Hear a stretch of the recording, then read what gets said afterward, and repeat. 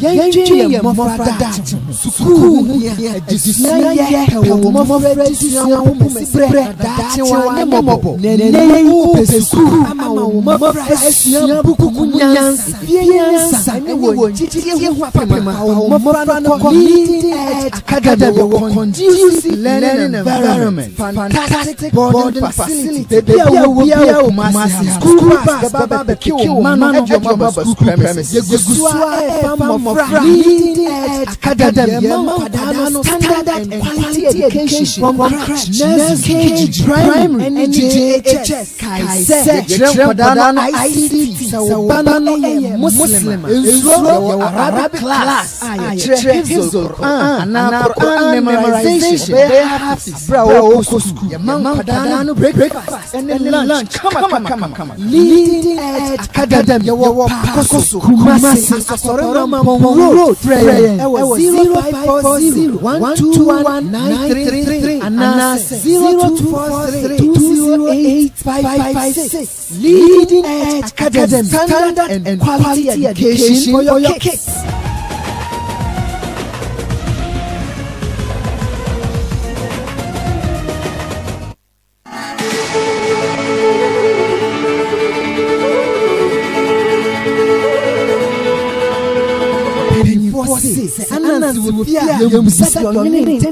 Al-Qasim Company Limited. Desktop computers, laptops, printers, copier machines, air conditioners, TV, UPS, inverters, CCTV cameras, USB HD cameras, network cables and switches, RJ45, RJ11, hard drives, pen drives, and computer accessories. Al-Qasim Company Limited. Your first floor of 6 Miracle Coves. Your bank top my shoes. Adum Masi. Now 0243 985 185 Al-Qasim Company Limited. Abel from the Papa.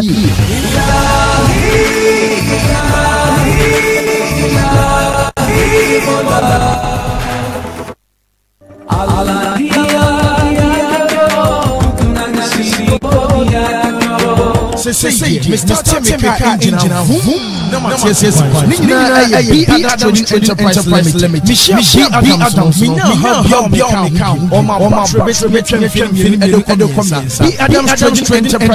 Limited. Oil filters,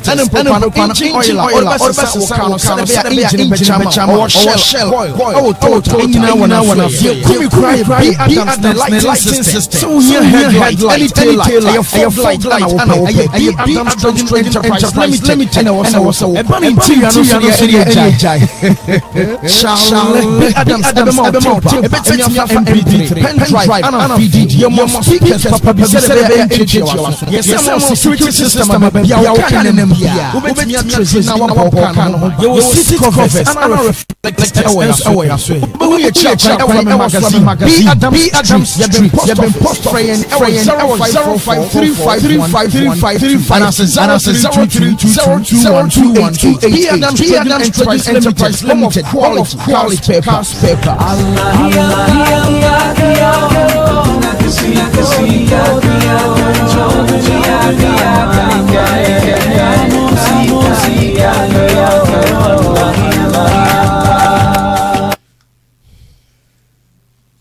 Hi, Mom Online Radio and TV.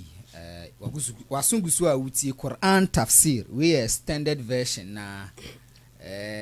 If the need arises, ayana extended programs nibi. Sani ebeya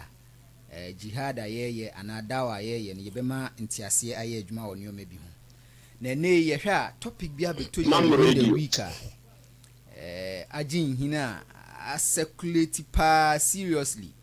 Na yenya imam wa haidie yem hwema imam nko yene ne bebubu hu na wama ya education on this topic ni ehu yensu yegina bre ewo saade ewe hu imam yesama wakwa babiem mahaba inshallah. Now topic is straight to the point. Yes, bibi di rubutu. What is rubutu? Dia طيب الحمد لله رب العالمين والصلاة والسلام على حبيب المصطفى وبعد. Ede yakopon se nyame omaye ewie pa na omfa yemfunso nkyeye ni shira na sombien kan nabi Muhammad sallallahu alaihi wasallam yɛka sɛ rubutu a Hausa kasa no okay rubutu atworɔtworɔ ade a yɛtworɔ bibia yɛtworɔ rubutu so ho kitaba o twerɛ bibi na rubutu no the way rubutu na kasa no sɛ obi ɛde Quran ayɛ na bi ɔtwerɔ na ɔnom ɛkyerɛ sɛ okɔ dwulafoɔ kasa mu ɛka sɛ nasi wɔnkyiere nyina saa no kasa word nasi okay ɛkyerɛ sɛ ɔmo twerɔ nneɛma na ɔmo de gu nsuo mu ɛnom a yɛ obi bɛfɛ sɛ lahu straight bi yɛn emre esua de sisɔ nyina yɛ yesu saa rubutu no okay yɛtwerɔ edi sua de watwerɔ na odi straight na wo sua de kora na aya ɛna bokafoɔ malamfoɔ no so no ɛtwerɔ straight ni bi wɔ hɔ a yɛhyɛ da yɛ special for that aya yɛ ink bi minimum yɛ tadawa minimum yɛ yɛde ahaban bi ɛna asikyiri miametuma no bi sisiara ɛbɛyɛ black ɛbɛyɛ black o de twerɔ ɛyɛ kora na aya no ma twerɔ no ma hohoro no mu de agu nsuo mu no mo nom sɛ ɛyɛ ayaresa na yɛ ahoban bɔ nti rubutu no yɛ atwerɔ sometimes omu de asikyiri ɛne nneɛma bi fra na wotwerɛ wie a na wahokoro na wanom in a form of ayaresa yes okay na rubutu na ankasa ɛyɛ haram anaasɛ halal so we say ya straight questions sɛ nkɛnyɛ ɛnyɛ mmere de bɛyɛ anka we be mama kɔ me am experience papa extended version ti yɛ explore deɛ di kan sɛ rubutu me di kan I confess answer ma kyirikyiri mu sɛ ɛyɛ categorically haram rubutu yes haram sɛ yɛ twerɛ dabi o sɛ o twerɛ sɛ o twerɛ sɛ to asua deɛ nyɛ no o kɔ Nigeria canon na sofo a o ma mo yɛ hifz no obi a sura na ɛbɛkyerɛ no no ade atwa no no a twiri watwerɛ agu straight ni so no wakenkan o master no wapepa o hifz wi a no wapepa no watwerɛ foforo that is what we did deɛ kura yes no atwerɛ ni bia yes ba we atwerɛ a o hohoro no ɛnom no ɛno yɛ haram shan rubutu no yes shan rubutu kyerɛ sɛ nom rubutu sɛ sha yɛ Hausa kasa nom atwerɛ no israb ɛno yɛ haram yes ɛno yɛ haram then a man yɛ haram mashallah nyakopɔn ka kyerɛ yɛn sɛ laqad kana lakum fi rasulillahi uswatun hasana nyame sɛ yɛwɔ ahwɛsodeɛ papa ɛwɔ anabi mu yɛnsua anabi ne yɛmfa no asɛm nyɛ adwuma de ɔka kyerɛ yɛnyɛ de ɔka kyerɛ sɛ ma atakum rasul fahuzuhu deɛ nyame soma ne ka kyerɛ sɛ monyɛ no monsuo mu na monyɛ wama nahakum anhu fantahu na de ɔka sɛ monyae no montwe mo ho completely so ahono ɛna saa rubutu de ntia ɛnyɛ ne sɛ Annabi Muhammad sallallahu alaihi wasallam wana nyame de som ne ma yɛn de Quran ma no o ma yɛn kyerɛkyerɛ ɛna ni Quran ba biara nyame tro sɛ yɛnom saade no ɛna Annabi ni hadisi biara nka sɛ yɛnom saade no ɛna secondly ɔno Annabi nkasa tena wiase no wanyɛ bi anom da wantwerɛ bi anom da never in his life abadan na sunyafo akasefo nan no Abubakar Umar Osman Ali radiyallahu anhu ajma'in o mun so anya bida sahaba fo ni nyinara ko pese tabi'in fo kra anya bida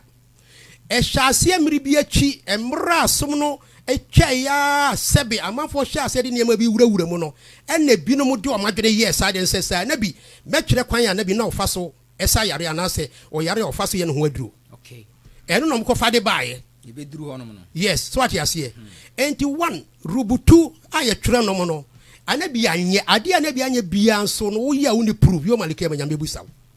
okay senka eye sunna ana ya ade a enye hwe a e bia nka suafo ni bi ye anabi hune wanka hwe ene na nka ye wo pa wo be yo pa wo nye ba bia nsi da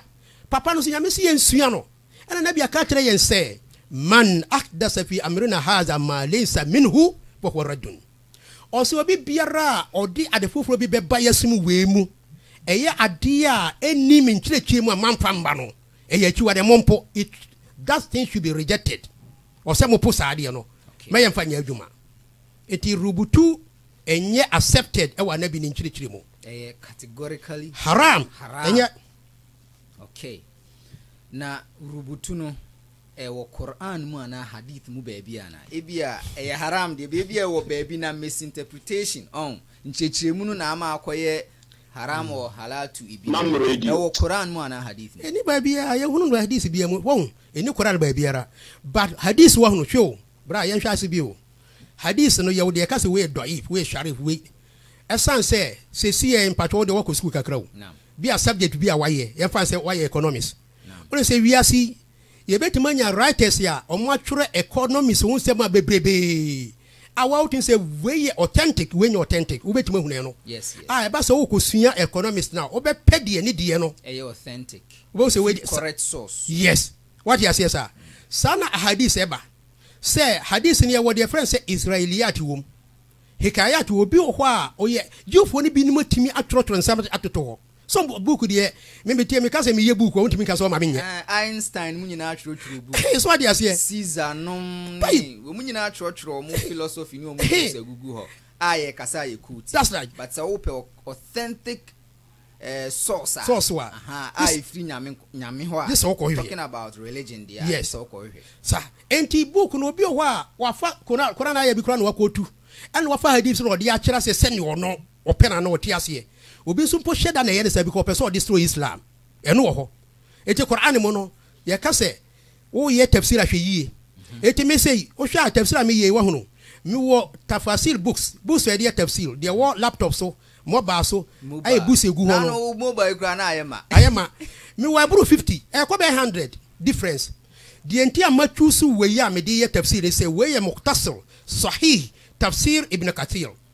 ibn kathir wo ho Quran lazim eno wo ho eno aye 4 volumes malam aya ba ko wan show the 3 days ene be kinkan okay we di free ha Israeli we di franti en sano doso eno na matimi ma na wo hunu de o fa na we wa sone so ono kro da na ye we yo we wa sone so ayi de ye authentic no de hadith say solid ato so wa hunu enti books no sa na ti o say books bebrebe no ye wo de so select who say we source no ye efiri na ya fa wa follow na bi sunna ene Quran na so who say books already nya say book bi be kan kire o say rubuto no eye no akoto hadith doif weak hadith bi e dey qualify by ye authentic hadith ya hadith bi ani ho a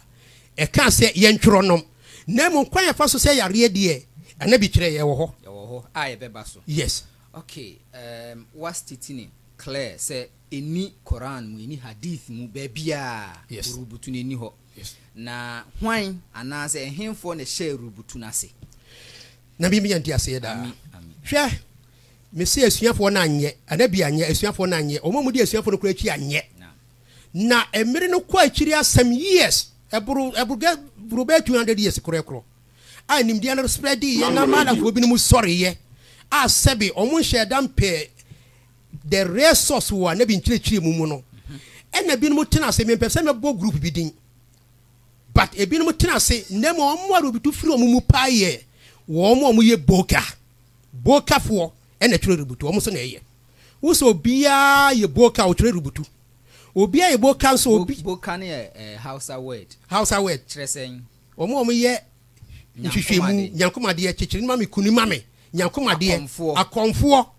omo na from boka but ene mala from sa mala fo di sa na to omo so omo se akonfo omo akọ nche se kama brabo mu asem kyerem na ogu serewa ana se obo anwiem wa hunu womo na di rubutu no baaye womo kohwe hadisi bi e wo anabi ye eno mo so eye se no mo pe no me ameti me product of oboka wo me ameti rubutu bala de manom no wasase we so me ka to be ye wanwa imam anum rubutu pe manoma bre ma sra bre ma twura bre onuma enyansunsanso wo so samere de na me gidi se enyansunsanso se na mini akida papa no mu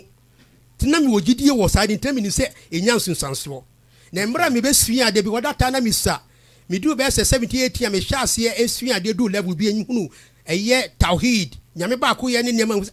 sana mi wo yiremu esa se rubutu no me efiri mabusia mu efiri mi fie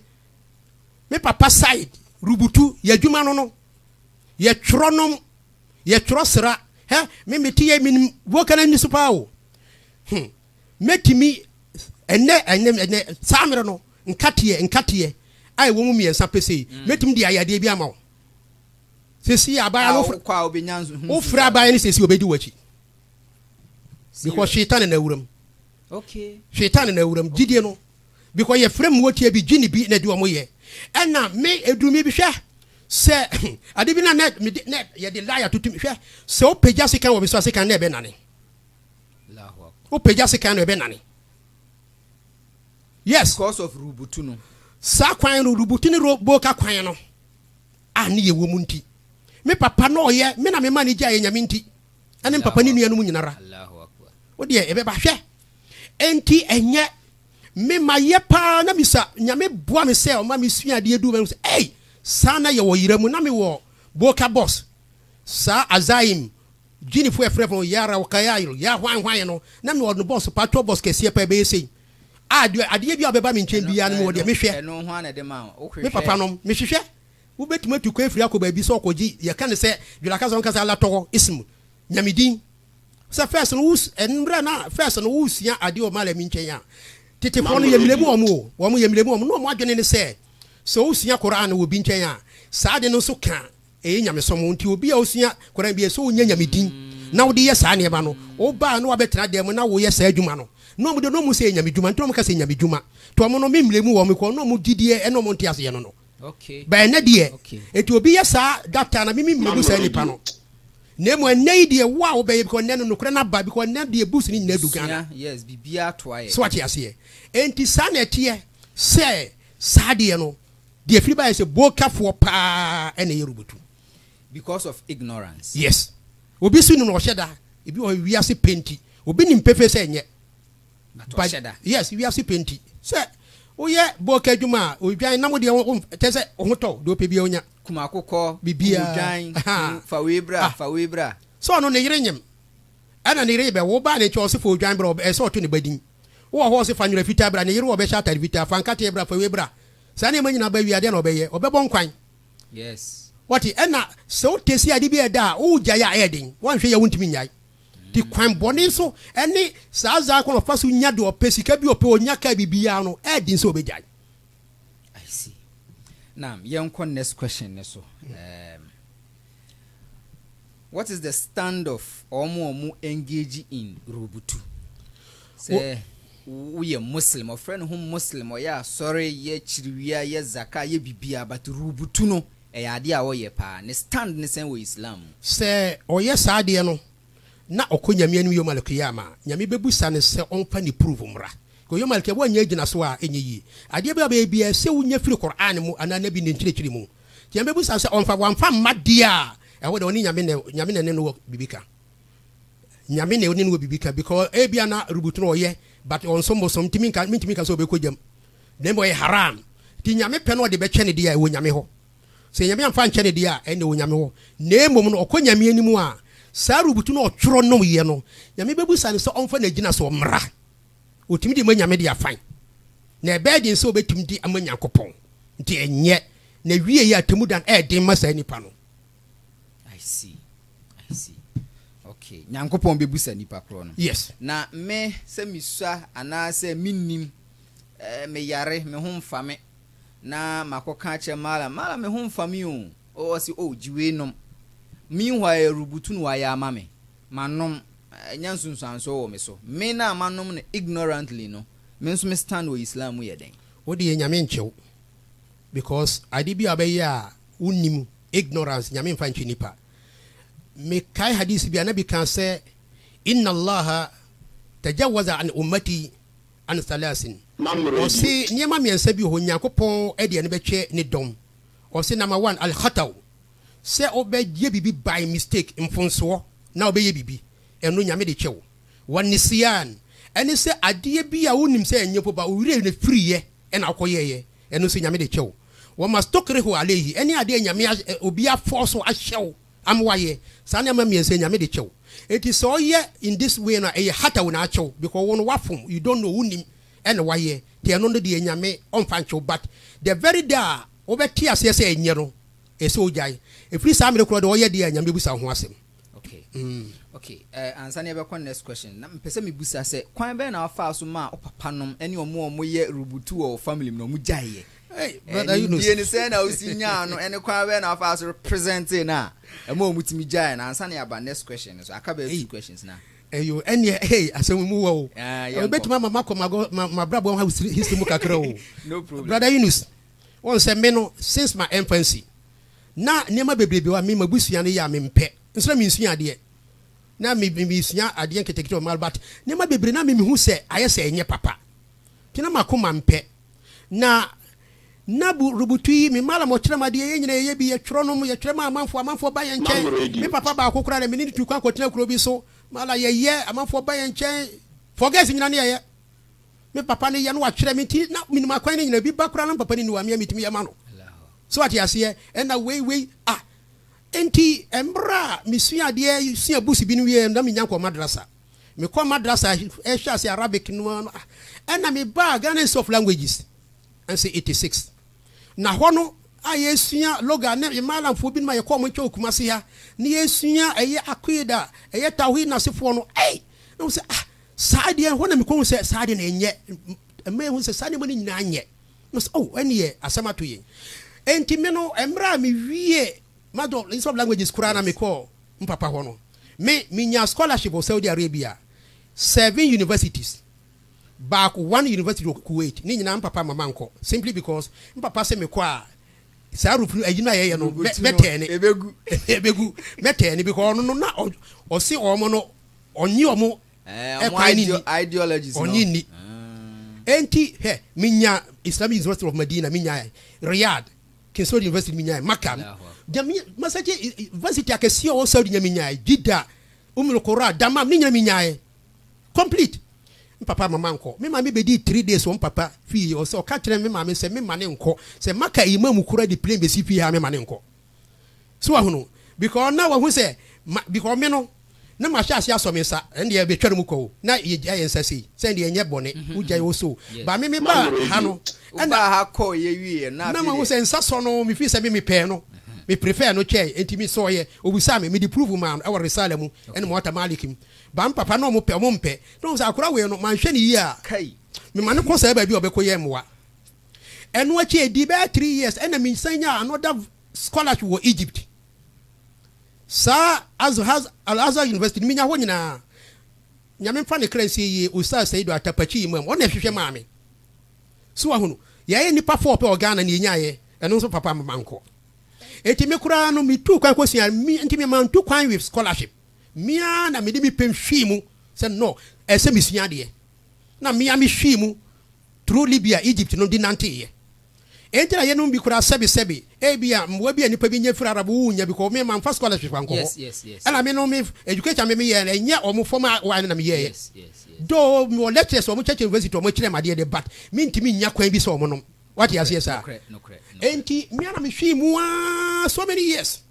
kopin se me wie adisua hu se de badro ye nya me ayi na me ba Gabon me ye imam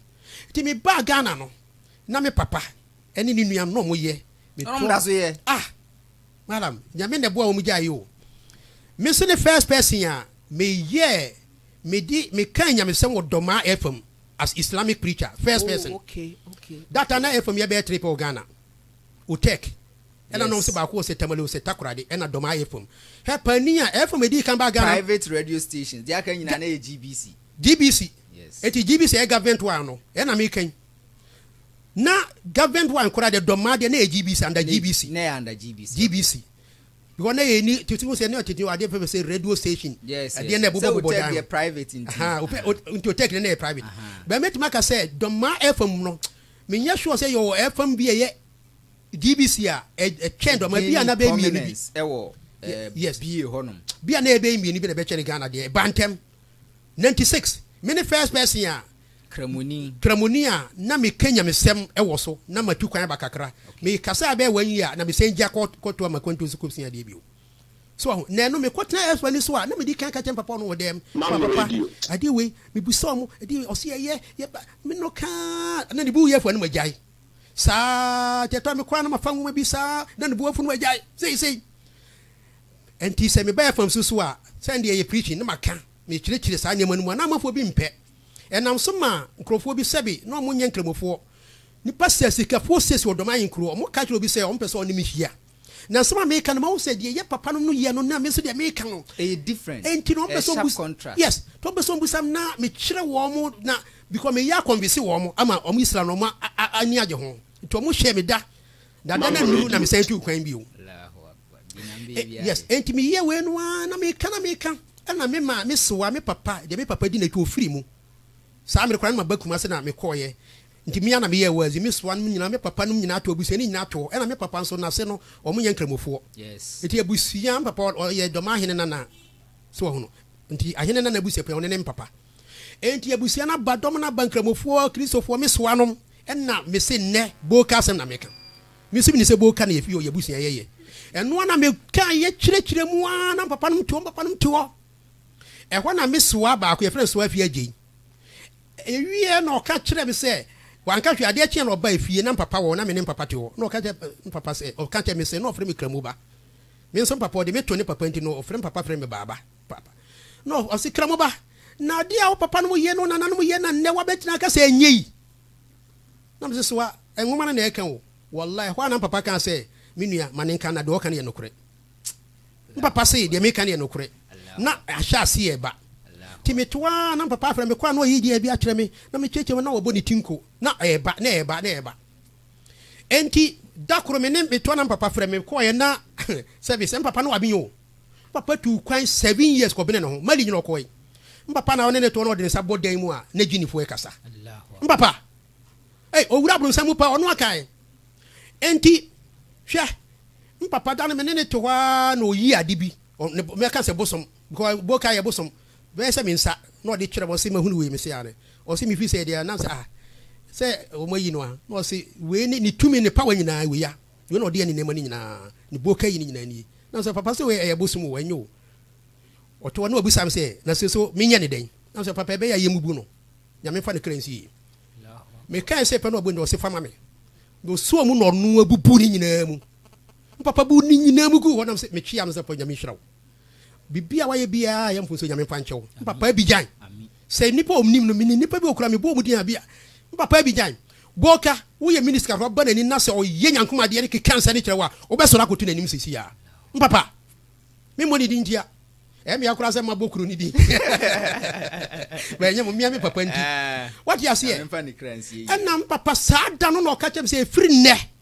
magya sa de no na me minim se nye na so da me pesika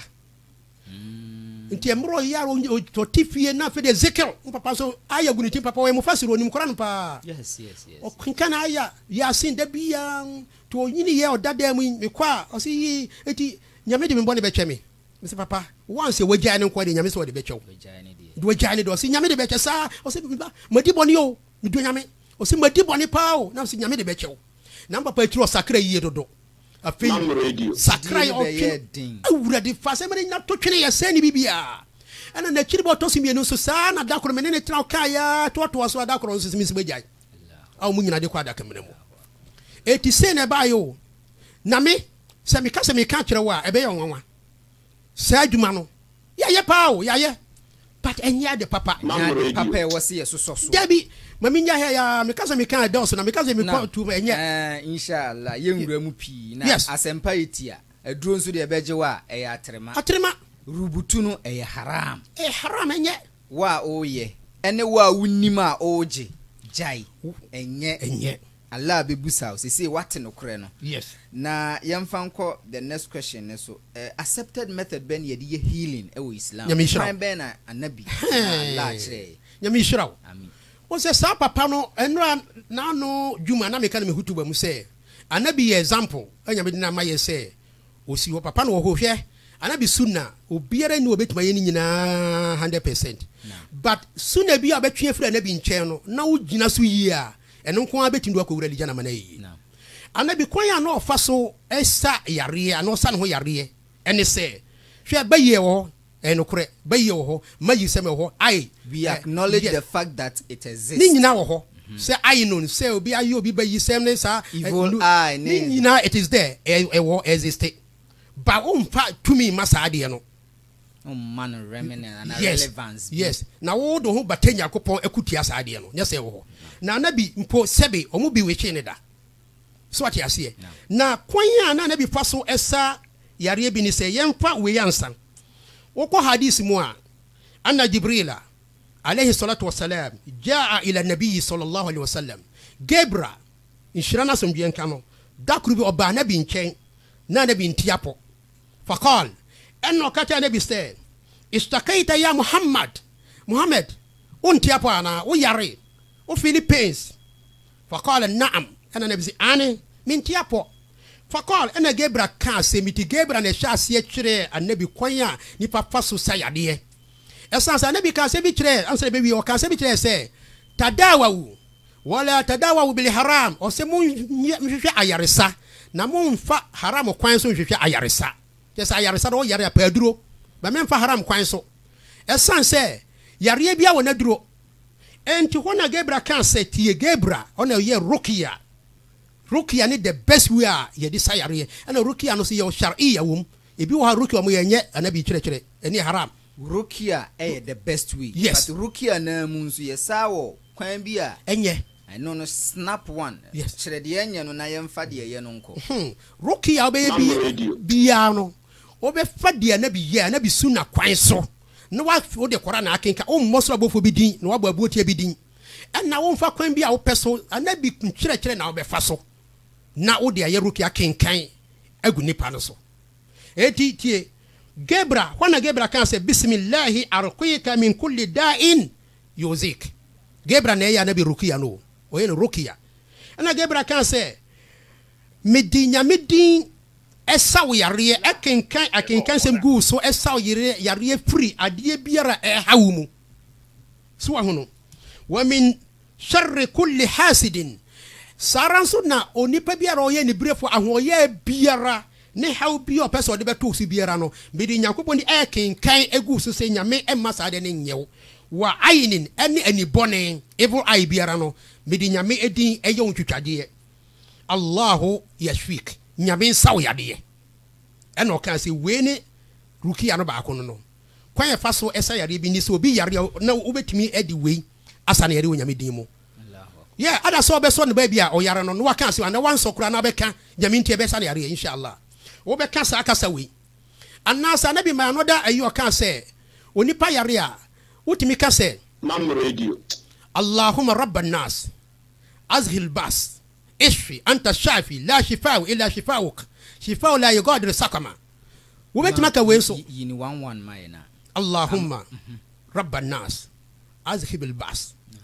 ishfi anta shafi la shifaa illa shifauk shifaa la yughadiru sakama nyame a wo ye adasama nyina wura yi saa ha we firi asemasi so na sa ne yare sa se wo na wo sa yade obia no obetuma ba yare sa je se wo enti nyame yi man yare sa ha obia ma akire bio okay so wo hono anna so betuma ka se as'alullah rabbal arshil azim as'alullah rabbal arshil azim an yashfiyaka misre nyankopon a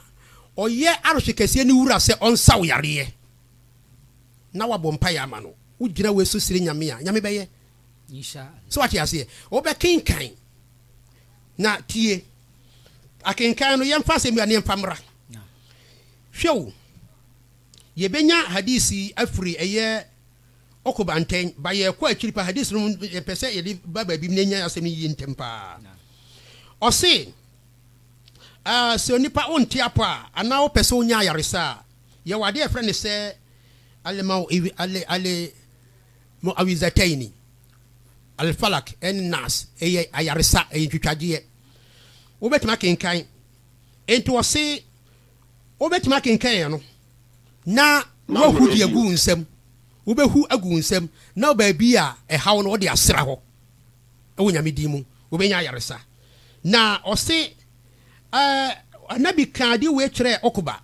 and okan sa sura mi brabe falak ni brabe nas no se okache se ma sa'ala sa'ilun bi misliha obia no obesire nyame ade ode sa ade mienu obesire nyame ade a ni sabe kan atwen de wo yi so obia de falak any nas sire nyame ade a nyame beye wala sta'aza musta'izun bi misliha obia so ni obesire twitwaje firi nyame ntwen a obenya twitwaje a etwen sa falak ni nas anabi no amiyati asiyasa na Aisha mpoka cha yense wasi anna rasulullah sallallahu alaihi wasallam kana yakrau bihinna wasi anabi no kan falak ani nas wayamfusu fi kafei na wahu agu ne nsam sei wahu gu ne nsam a na wayamsahu bihima ra'sahu na odi asra ne tirimu so wahuno wajhahu na odi asra nanim na ose wa ma aqbala min jasadihi baby an nsa betima duru bia na odi asra asra ho tana bi wo yare ana o ayibia o kenkan falaki nas eti wenu lama fo aja tu so betima kenkan ya takusa na sa ya bi opebia kura kan ho ara na o de hu agu nsam na odi asra o baby ye wo ya ebeko me my experience bebrebe me tipes madam na say anabi nkasa kwa nyame so nkasa kwa mi baby ye bia na me ka inshallah eko bebrebe ti the authentic way ya paso ye ayaresa ne say obe kinkan ade no so ahu na wahu na odi asra ba bia uti pains no but atworo no de no because we na binum fa so de ya atworo no say na bia kinkan de ayenso ye ntworo dabi wo say na bia atworo no ya nka na bi be ye because ne time na sa ne mani nyina bi wo ho yemo yenye gya na bi ye because nyame de so no ma ono enti anabi hwe eda na bi be firi wi America kra wo be firi wi ase na aya ba se al yawma akmaltu lakum dinakum wa atmamtu alaykum ni'mati wa raditu lakum al islam ad-dina so na yemo nyame ka cha na se ne dadue me so no me de ma na yema ne aye complete ade se complete se yenyi bi firi mu David bi enfa bi nso nka ho ya fa bi nso nka ho ana o se na me de madum so ahyemoma aduma shoma na wo Quran de emi o ana suma magia tum ni Islam saada no esma yema na ya announcement e chesa na bi bewu ena aya ba ko bakara hu abi bakara mu ena suratu izaja nasrullah na ya announcement e chesa na bi bewu sahaba fo bi no man tis aya we as de mekan sesiye o mani giye Abubakar ko she de musun no mo ko ne chesa Abubakar nyame se esum na yema o mani age na Abubakar su ase papa na ye ni age nyame se esum na yema ade na wu su se akoy be se small boys are young kwada na modi ono wo hu future no yes o se hwe innovations e be awura di kramo o se asamo be ba o muni se we ye announcement e chesa na bi be wu afiri wi ase ana sum na yema na o tene wi ase ayeden bi o be ko yese second is anu waka no second sumi anabi be koi sumi na chi be ye senda nkwa ama amanfo mfa nsem wura mu de amanfo yiyi bi mfiri mu de enne o mu nei so ahono ti som no ayema wontimi fa bi nhyem wontimi yibi mfiri mu tije o follow dia na bi ye de obeto sa na bi ye no emfa wadwene nkyire mu na yenya Imam Abdul Samad Osman Dabre the same topic ema ono nso ma na dwenkyere ho yenti asema ono nso kafa ho insha Allah na yento adwumadi ni so se obi yare a Islam no kwan be na Rasulullah na Allah akire se yemfa so nye ya yare sa emfi na obompaye edman no obompaye edman okay ene mpaye bo ara ko seri bo no ye ompaye bo ahodo bebre anu obo okay so edube bi akom seri ede nesa etu ni pa so bompaye ma o mom hoto naam ena ye obebi so akom seri ka kire ni pa se ya ni pande na ha ba kom seri me hawoni ana yare we ni we me so ta bompa na ko sera ka tempe nyankopon all star yare no ko na aba ani ewo aya hodo ho so akomcheni ka tere ze so wo yare a elo so kenkan na patra ho fantastic eno ne binu mo cafe enam se obi antibi enkenkan fansra nintino e de se ye twere edema wo no no mo enum ana o mo de sra wo mo eno ne de sha rubutu ne baaye no eno ne de sa nyema ni nyina ba etu we ko bebi ni a twere ne kakra twere you know agu aloro so kakra kaka ni ahohoro ya di amani pano na bebi a ha di pa yento aso em say ahomani breki yenti yento aso ofia Imam o last words general advice to omom ye rubutu ana about rubutu no inshallah ni sorry so me advice is say wo hono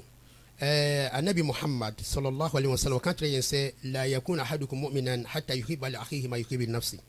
o si obiara ni obetu manya gidi chense wo do yanko se wo no kura say do mu nyina yedo bia yedo muslimini bia wonya ka say la ilaha illallah muhammadur rasulullah yedo yansi nyina pese nyina no ye den ye fa kwampa so ye konya alijanna ti de mesra ne say we eni say ekoye ntokwa ana akyinji we yentem because ulama fo kora no kos nimdefo akasefo no mu a ade bitimi mba no bia wo ni dissenting view o mutimi kyerɛkyerɛ adwena enye ntokwa no mu nyina kwakofa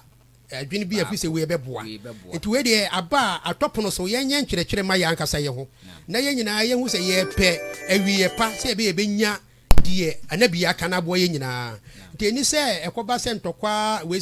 sisi da bi na mo bia oba no wa kyerɛ mu sɛ ne ye fi sɛ esom ne kyerɛ na afi atiefo ni nyina ye nyina de adwene aba na ya fade ebeboa yen na dan kwa ma no ye benya eye nkwagye because muslimi de so nya ayaresa won tie muslimi ni bia wo ayaresa o so kin kan kora nda bia wo ayaresa so fola na bi nkyerɛkyerɛ wo ayaresa enti se we wunimu a ehu opekora wo nkoma ala mbia ho uti o ya na o kin kan ayata na bi kan ye no a na wo de slasra ho a inshallah wo gidie nko ade a ebekɔ now question bia beto dwasisi a o say your friend Yahya Tahir, even the disciples of our dear prophet, they challenge them from what they don't know about that. Why am I telling him to go and learn more? I don't know. Minim dia man kasa. He should stop disturbing himself. Okay. Yo. Yeah, okay. Me pese mi hu ade enti a Yahya kasa. Opeso o che say imam, you are confusing people. Okay. Your person o che imam anu ye bi wo hon ma fama because nsema o dia one ma proof. I explain it. I don't know. Yam fan free sromra. Yehu de eko wa ha insha. Ma nhwede di ngakere enye nwanwa. Okay, yanko no no. Enye nwanwa ade esi. Wiase mo yeden ya. Asembie no obeka nipa nyina be fada. Anabi kura odba wiase no sebi. Nanim mpo enye nipa nyina ne fa na asem no. Ena de omni so obi ohwa ade na wo ye no pe enum no sorry onpese oje da. Ye wo mo mutaka se ye beto se na nanom wo ye. Ti se nipa ne bibie no ka ebefiri na adwene mu. Ena obi on so a ne malam bi akyere na de bi onsua ade nkwa akyiri nti no eno a ye kokuro bi so wo Ghana ha abrante bi yade bi na enye wono waba na amafo ye jamaa o ena ono ko aten ho ye sala abrante nije fo mbrante no mo na ye yi ni bi ena na me wone dodo na wo na me ka kyere ne se onko di jamaa no mo ye sala nachi wanko to wie no ena imam okurum ho no ene panyefo nyira ne fresa ade na e ka se kodu mo no wo se da bi o se ono no wo nyira nipa chi nye sala nye sana ne malam ka kyere no de ne malam ka kyere oni kurom no eno na odi ye adwuma to ndi won ti obi asem saafo no wi ase mu na enua no nyame ma na botre adisua ensada wallahi adisua ensada obi na adisua da ebro imam madri still da susua de na o akwada o ka kyere nzo nko sua de ibn Umar obi be busa ibn Umar question eno ka kyere nipa ne se la adri na o si minim emre ni pa kwa no de o se urade me da wase semme obi abebusa masem na manim na makase minim la ana la adri min al iman aw min al ilm minim so yenim de yes I don't know and see yenim de if you don't know is I don't know mam radio what you say and the abrantie no nyame mana botre mini ni nyina yenkosia mi minim anwo mi gusu sia pa enti so betima be cheba de kura meko botre ba bi o wa meko kosia kakra but asema imam kan nyina we prove with tangible source and ade ntimi I don't know o to boba park no so now so am prove say bi eye ana enye on ana imam o kase say anasi no am proof because platform yes Kusi Isaac because watching you live from Emirates Dubai. God bless you. Naam. Yunus, the man is saying rubutu. I understand it. Okay, inshallah. Salu Chef or say long live Sheikh. Naam. Masha Allah, I'm watching you, my Sheikh. Ras Malik Sawadogo. Okay. I love this man. Allahu Akbar. Habiba Tahiru, UK. Naam. Nuruddin Shaibu, or say watching you live from Barcelona. Ras Malik, or say share. A man for share link in a man for inshallah. Muhammad Awal Idris, or say Masha Allah. Naam. May Allah increase you in knowledge. Ya Imam. Naam. Okay, yeah, that's it. Yeah, munyina amwase yehwe okay be ahanom na Yahya Tahiri asemne shasi you see Sheikh have to go back to school okay yeah then I say so guys if I go school I can born in Alhaji yes Alhaji Ozel say may Allah grant us good health and protect us inshallah now he can recite so he can recite. So he has to drink rubutu. Yahya Tahir. So he can recite. So he has to drink. What is this? Prove with a point. back it with hadith, Quran, or maybe some accepted fatwa. So okay. Yahya Tahir, message ni biwa mean read based on platform discretion. I won't read it, and we are taking into consideration your comments now. Will make your platforms and so you may incur some ban or removal, inshallah. Abdul Mumin, mashallah, may Almighty Allah bless you, my brother. I'm watching you live from Zaragoza, Spain. Yeah, that's it. Okay. Yenshe, Safofraba, Congo rider, Yahya Tahir. What is your problem? Okay. Yahya Tahir. Yahya Tahir, the cure for learning occultism is to unlearn that occultism. Okay. Hajj Napoli was Yahya, since you know better, why are you here? Okay. Okay. Young fancy who are a thief na bekun yakumama inshallah no credit e pia na kuntumpu pe baby afa messages ni dos ye damu ni se mu follow jumedie da se na ye be se hia e wo Quran tafsir so sha rubutu me freno chiro hohoronom chiro hohoronom e haram chunhu firi ho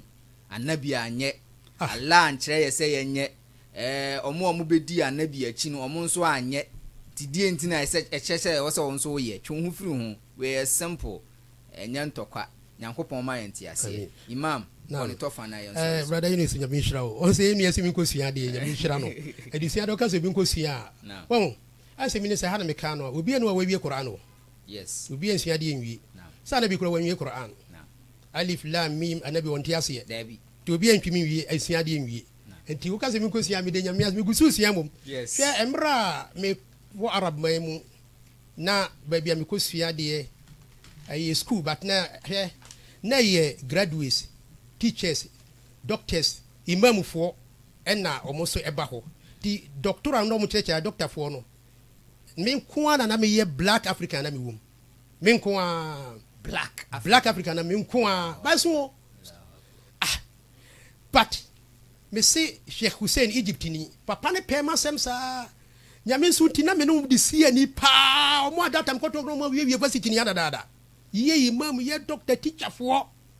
but na me no mo de sia ni pa inshallah nimdi hwehwe nyame nti asking questions ko ali ready adibi papa no dan wie ye lecture ba ko we no obi sanse na me free na me se me Ghana ni o so enye nwanwa me do nyame sa lo kai o se enye nwanwa o so ye Ghana ni o se enye nwanwa Ghana for de hwehwemu papa na nkasa me no me amikosia no frame Sheikh okohia na yem kofo lecturers na se me call mo na ka say we o ye Sheikh kese pa so hono but enye nwanwa yes adisua de miguso se si akra me wase menye obi amana kire made anka me po na because okwa obi beka so no de wo be so na hwe because me woga bo me imam panyini o se ne ye imam fofo imam panyini odi eni waben yie e mali ni papa no mitimi shara kwa papa mpa so kire made o se ade wo be so me hwe me ka na me ka kire se papa wo de on kire made a mpanyimfo abakọ sama kyese nyansa sembi oni aya ka ni be kire ene me ka no watoro ba no o sheda kan sen kire me na se obeche mi bi we ka o se me be so na hwe eti yenu ayahia mesira no nche me de me wo de wo ba be sia de inshallah nyame shira no me nyina nti ase omo a omo kokono ma ye no nyame ma obi awie pa na omfa fo so che mesira mo mankasa nti ani pa bia dabi wo se me de Miami street yes wo se Miami de mi fie example wo se me kansa be to na ma de fi Miami fie yes omo benben yes because ho de wo frame me a metim no wako se madam fo maka me nkogro bi di yes me ana me nua wonti Miami hu ta me de Miami fie na mo me pese ye nyina hu de light no wo se na ye wo me na me wom me se me na me ye product of it na me wo mu ankasa pa mi dura kiro mi dura kine ma bebra man fo ye me tumi e dobo mpo na eso to twene yes na ofa nyame brenaso yes to twene ti ye de nyame ase nyame hire no me awie pa na o hire obi anso nyame ado na da se ne no ebe fa kora no nkyerɛkyerɛ de beto eno so ye beto eno so nyame fa fo sueto mi awie pa me kasati obi amfa nkyeme aha nyame awie pa ma me nyɛ so kasati obi na wo nsɛm no na eti amamfo nyame sɛm kan so de ayɛ sɛ wo de abae bɔ ati wa wo kan bi kan yo gyina nkyɛn so bi kan no ti ɛnde anya nwanwa nyame ma yɛnti ase yɛ da mu nyina mo ase sɛ mo follow platform nyankopɔn yɛ adoma programs aka to aso but imam program yi da sɛ ne yɛ beto aso insha Allah yɛ ma mu nyina assalamu alaikum wa rahmatullahi ta'ala wa barakatuh. Mam Radio. Wallahi, Al Jannah to Firdaus is our limit, inshallah. Amen.